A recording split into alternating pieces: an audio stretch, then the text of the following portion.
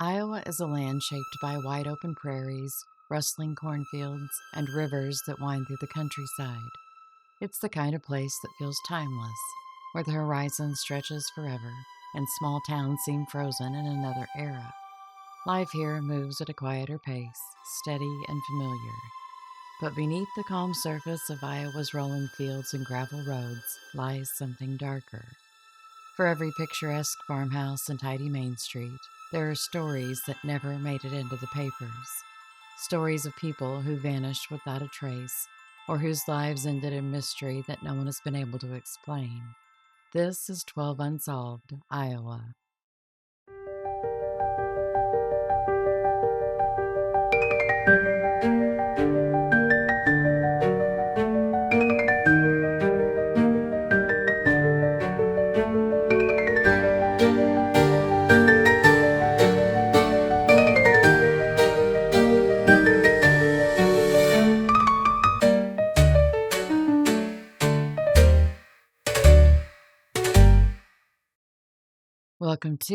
Welcome back to the Agatha Mae Detective Agency.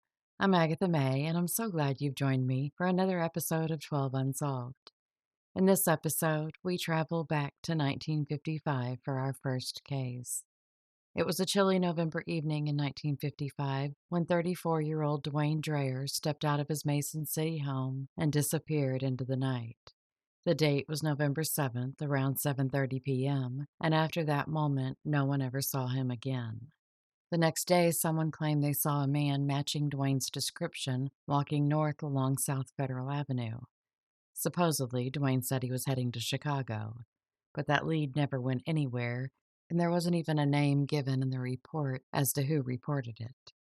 3 days after Dwayne vanished, his maroon 1950 Hudson was found parked downtown beside Willow Creek. The keys weren't missing, and some of his personal belongings were still inside. There was even a parking ticket on the windshield dated November 8th. Investigators dragged the creek, searching for a body, a clue, anything, but there was no sign of Dwayne. Before his disappearance, Dwayne had lived an ordinary life marked by extraordinary service.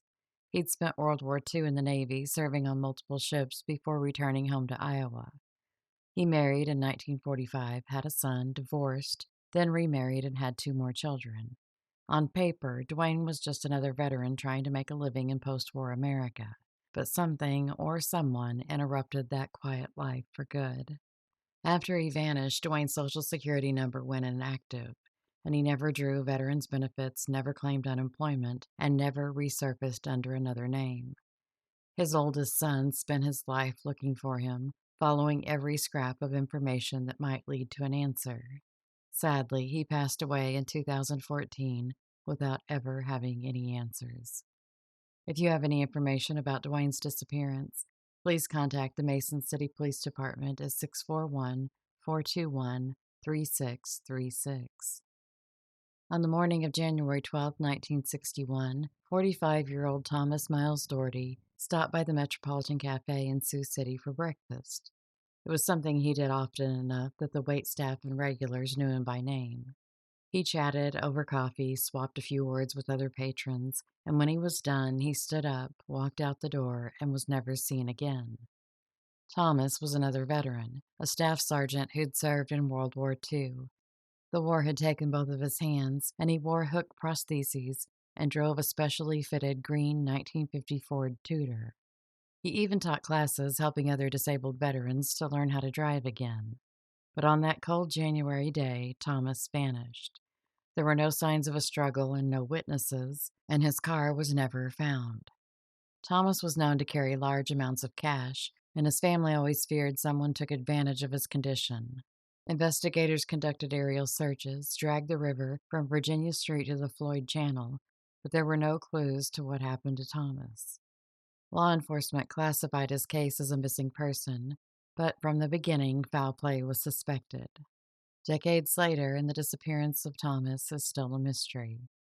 If you have any information about his case, please contact the Sioux City Police Department at 712-279-6960. On the morning of July 10, 1967, 25-year-old Leota Camp kissed her husband Ray goodbye as he left for work. It was an ordinary summer morning in Des Moines. By late afternoon, the clouds had cleared, and the camp's two oldest children, aged 3 and 4, went out back to play while Leota stayed inside, tending to their 3-month-old daughter. Around midday, she stepped outside to hang laundry, then went back in to take care of the baby, and the children were still playing in the yard. A little after noon, the kids went in the house for lunch. The baby was lying on a white blanket with her bottle, but their mother was not with her. The toddlers wandered into the front room bedroom looking for her and made a horrifying discovery. Their mother was there, face down on the bed, bound with neckties around her wrist, ankles, and neck, and gagged with another. She had been stabbed 4 times in the back.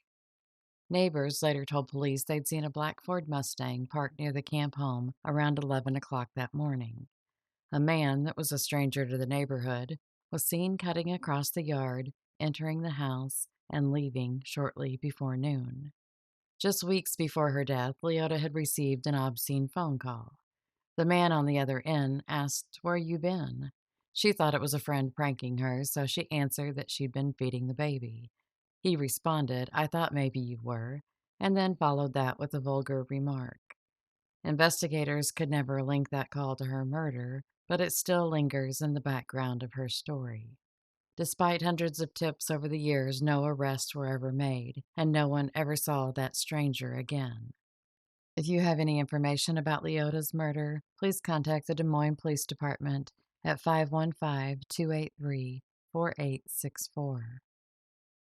It was a fair spring night in 1976 when 27-year-old Alice Van Alstyne tucked her 4 children into bed, ages 3, 4, 6, and 8. Maybe she read them a story, or maybe just whispered goodnight with a kiss on their foreheads. She didn't know it would be her last time she would ever tell them goodnight. April 2nd, 1976 was the last day that anyone saw her. When her 6-year-old son woke up the next morning, his mother was gone. Her purse and money were still in the apartment, and it looked as if she had stepped out for a moment, but she never came back. Family members said she left without a coat, without shoes, and without any sign that she'd planned to leave at all. There were no signs of a violent struggle inside the home, but investigators did notice a few strange details. There was a broken bottle on the floor, and outside, the door to Alice's car was standing open, and the keys were still in the ignition. Friends and family described Alice as a devoted mother who was deeply tied to her children. Walking away simply wasn't in her nature. But despite searches, interviews, and decades of questions, she's never been found. Law enforcement has always called her disappearance mysterious. Foul play is suspected, but has never been proven. If you have any information about Alice's case, please contact the Des Moines Police Department at 515-283-4864. On March 21st, 1978, 45-year-old Maddie Zabel, a teacher's aide at River Hills School in Cedar Falls, vanished without a trace. That afternoon, she'd left a frozen chicken thawing in the sink for dinner, a small but ordinary act that would later feel like a haunting snapshot of a life suddenly interrupted. When her family came home, Maddie and her car were gone. But she hadn't taken any clothes or luggage, it was just her purse that was gone. The next day, one of her sons found her car parked at Blackhawk Park. Her purse was sitting on the car seat. Police speculated that she might have slipped and fallen into the Cedar River, but search teams with divers and scent dogs found nothing.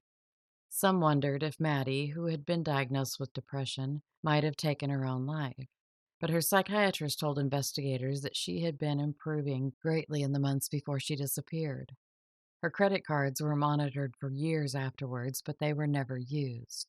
7 years later, with no answers, Maddie was declared legally dead. Almost 50 years later, there are still no answers about Maddie's disappearance. If you have any information about her case, please contact the Cedar Falls Police Department at 319-273-8617.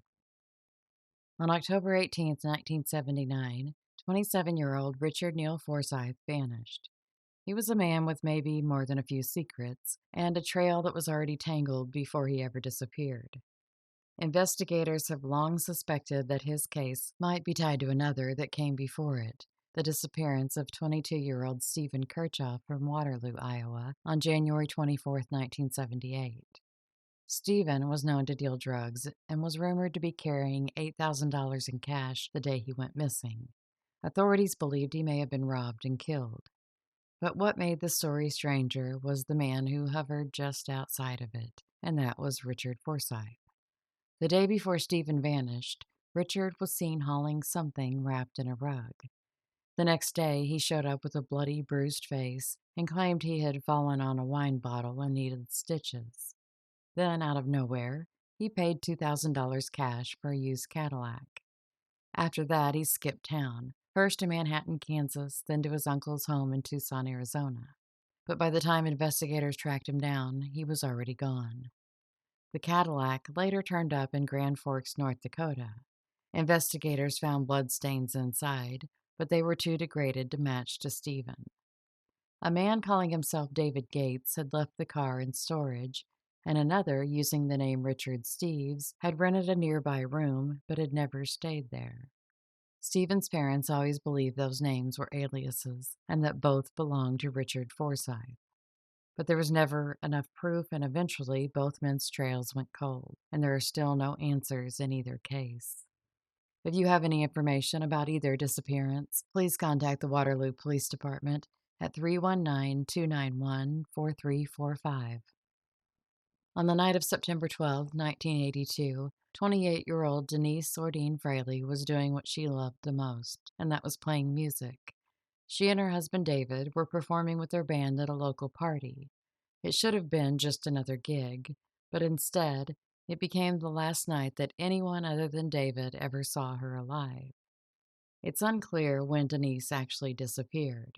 Her husband never reported her missing, and for a month her family had tried to reach her only to be brushed off by David, who gave them vague excuses until they finally went to the police themselves.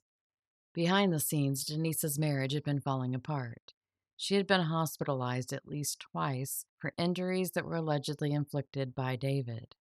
When questioned about Denise's disappearance, he offered a handful of stories. He said that the last time he saw her was at the party and then later changed it to having last seen her at their home.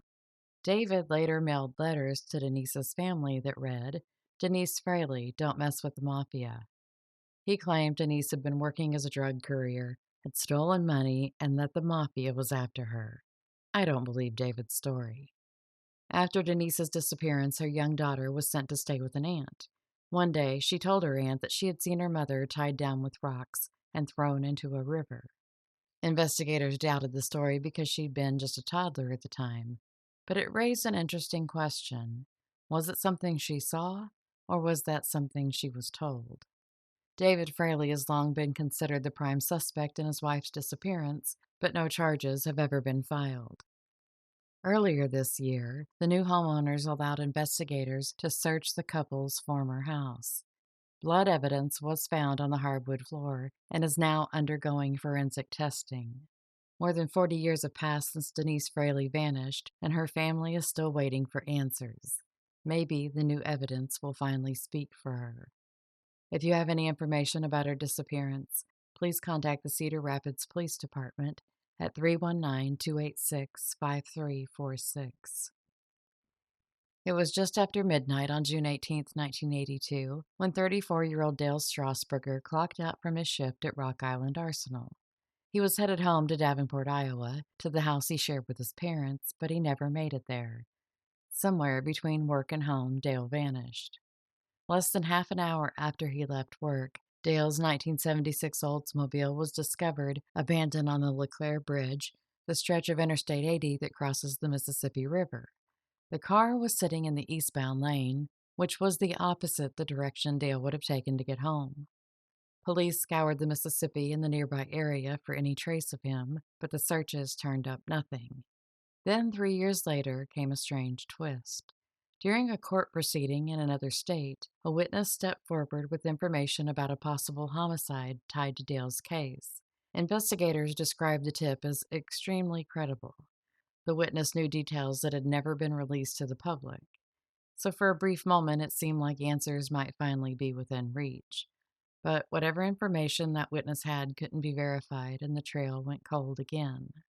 In 2000, investigators publicly stated that indictments were imminent. that justice for Dale was finally on the horizon, but again, nothing ever came of it. If you have any information about Dale's disappearance, please contact the LeClaire Police Department at 563-289-6034.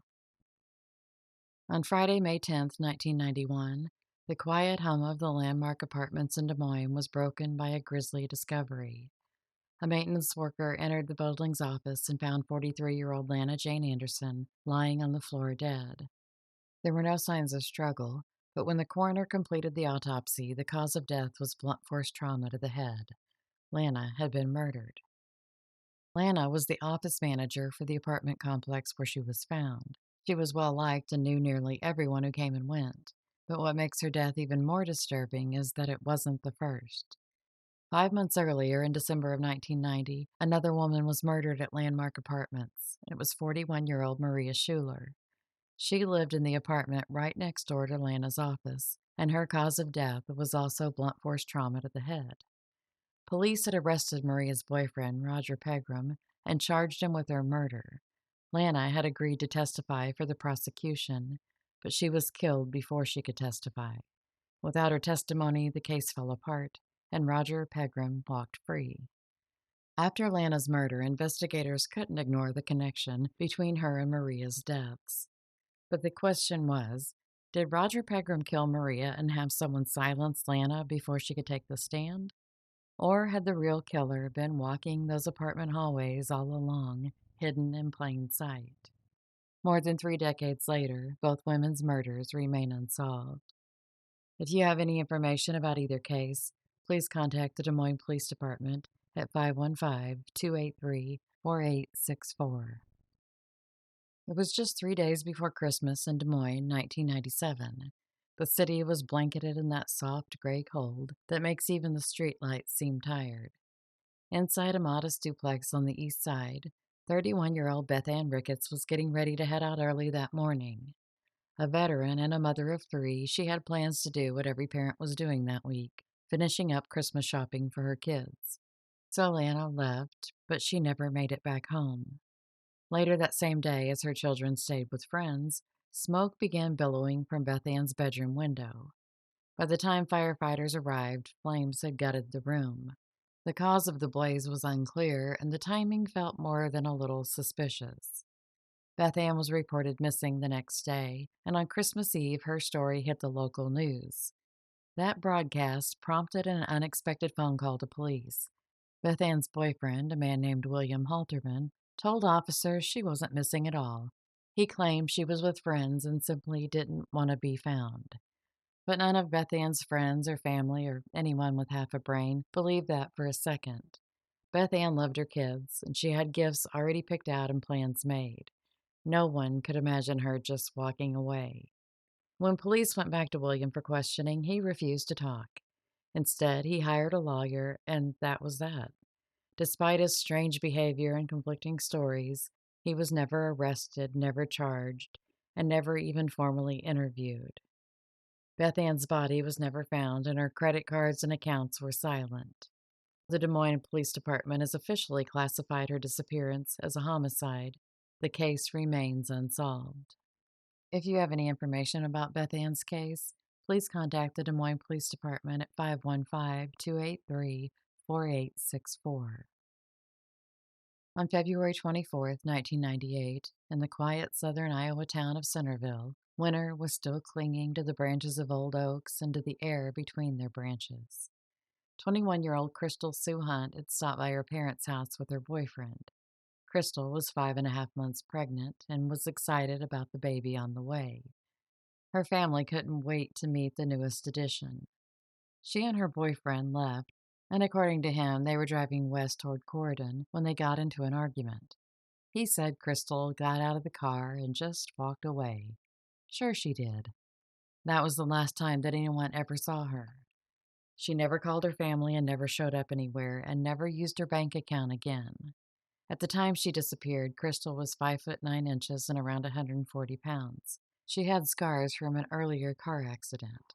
One along her left leg from ankle to below the knee, another from her wrist to the elbow, one under her chin, 3 small scar holes on each side of her pelvis, and one on her right shoulder. That night, she was last seen wearing a white sweatshirt layered over a white t shirt, black and white checked stirrup pants, and Nike tennis shoes with blue spots on top. Despite her family's desperate search and years of unanswered questions, no trace of Crystal or her unborn child has ever been found.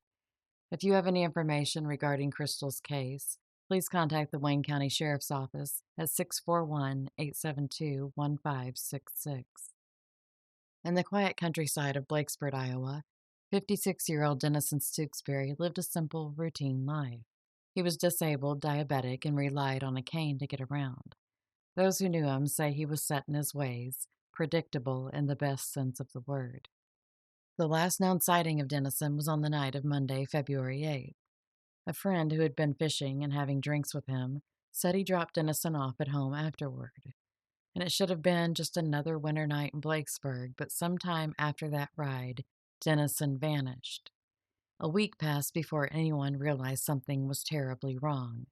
On February 15th, deputies arrived at his home and found a scene that made no sense. Dinner preparations had been abruptly abandoned, there was butter left on the kitchen table, and a deer steak was sitting in the microwave, as if he'd planned to eat soon but never got the chance. His laundry was still hanging outside, frozen stiff on the line, and his 4 dogs, who were his constant companions, had been left behind, unfed and alone.